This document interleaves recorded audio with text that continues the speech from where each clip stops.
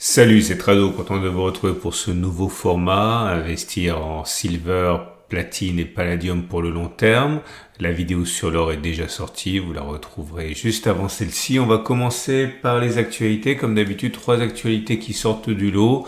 Première actualité, ça nous vient du site Saxo Bank, qui héberge un des plus grands spécialistes des métaux précieux, Holly Hansen. Et Holly Hansen se demande si, à l'image de ce qui s'est passé avec la dégringolade du cuivre de plus de 20%, et puis on va dire le coup de mou des métaux précieux depuis quelques mois, bon, c'est plus vrai pour l'or que pour le silver. Si on peut penser que la baisse et à tout le moins la stagnation est d'actualité pour un moment, et il répond clairement non. Il pense que tout devrait éventuellement se décanter avec la baisse des taux. Si Jérôme Powell baisse les taux, et il est vrai que les dernières statistiques économiques aux États-Unis laisse penser que ça devrait être relativement plus facile maintenant de justifier une baisse des taux, eh bien l'or pourrait repartir et entraîner dans son sillage eh bien les métaux précieux. Et d'ailleurs, c'est l'occasion pour vous de remarquer que même si l'or a connu une année fantastique, surtout suivant celle de l'année dernière, eh bien c'est le platine, le palladium qui tiennent la dragée haute à l'or en matière de métaux précieux, avec des progressions de près de 50% pour platine et bien plus que 30% pour le palladium, alors que l'or et l'argent sont à un peu moins de 30%. Deuxième article que j'ai trouvé pour vous, vous pouvez retrouver tous les articles sur mon site, vous avez un lien en dessous de la vidéo pour y aller directement. Deuxième article qui est assez intéressant également, c'est le déficit de silver. Alors on le sait, on sait à la fois quand on a mis les doigts dedans, et c'est assez rapide de tomber sur cette information, qu'il y a un énorme déficit d'offres de silver par rapport à la demande de silver. Et une des raisons pour lesquelles c'est le cas, c'est tout simplement parce que le cours de l'argent n'était pas suffisamment élevé pour justifier bien son extraction, et l'essentiel du silver qui est recouvré, qui est utilisé, provient de stocks. C'est pour ça que finalement il n'y a pas de crise, parce qu'il y a de gros stocks de silver, et également le silver est extrait, l'argent est extrait lors de la découverte et de la recherche et de l'extraction d'autres minerais. Autrement dit, c'est presque un produit dérivé de l'extraction des autres minerais. Bon, je la fais courte, et on a montré très, très rationnellement que c'était pas très très grave tant il y avait de silver hors du sol déjà.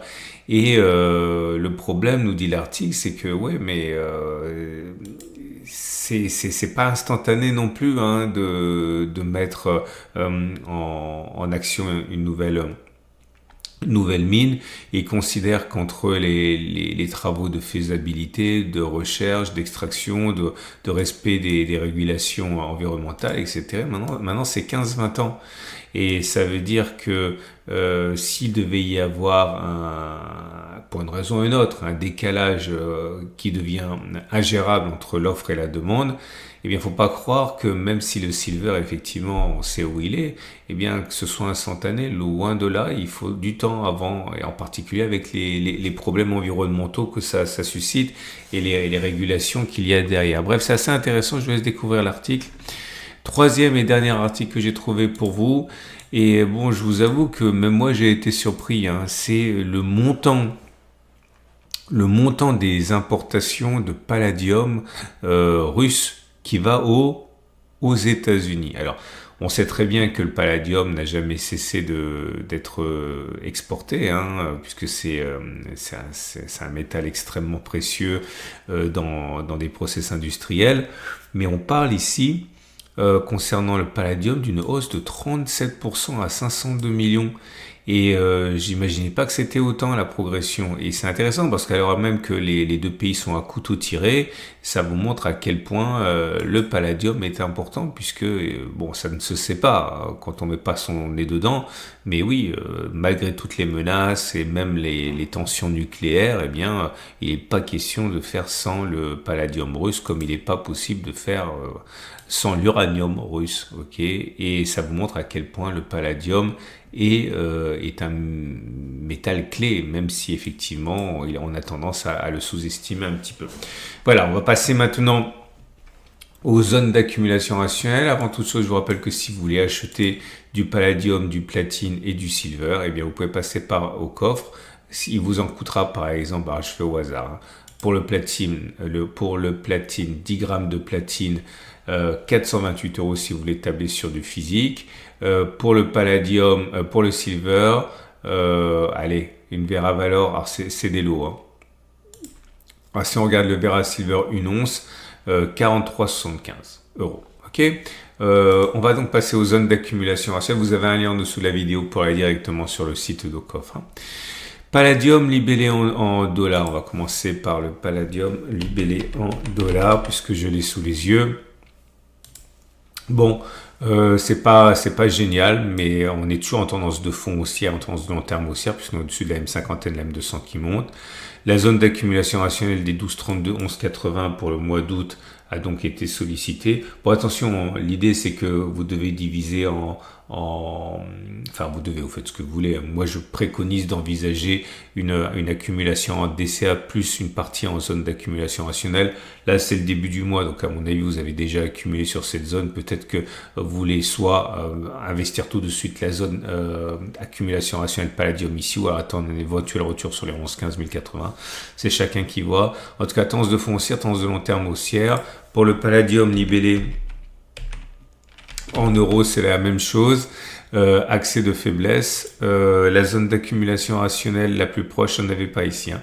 C'est 950-925 €. Vous avez sans doute accumulé déjà au début du mois dans le cadre de la DCA. Tendance de fond et tendance de long terme haussière, je l'ai déjà dit. Le platine libellé en dollars pour débuter et en tendance de fond haussière, tendance de long terme haussière. La zone d'accumulation rationnelle c'est 13,80, 13,25. La suivante c'est 1080, 1050. Pour le platine libellé en euros, c'est pareil. La tendance de long terme, elle est haussière. La tendance de fond, elle est haussière. La zone d'accumulation rationnelle c'est 11,60, 11,30. La suivante c'est 960, 920 €. Et on termine avec le silver. Tendance de fond haussière, tendance de long terme haussière. Je suis en euros là, attention, je vais me mettre en dollars pour faire les choses dans l'ordre. Tendance de long terme haussière, tendance de fond haussière. Zone d'accumulation rationnelle, c'était 38,1, 37,5, ça a cassé. Hein. La suivante c'est 36,35.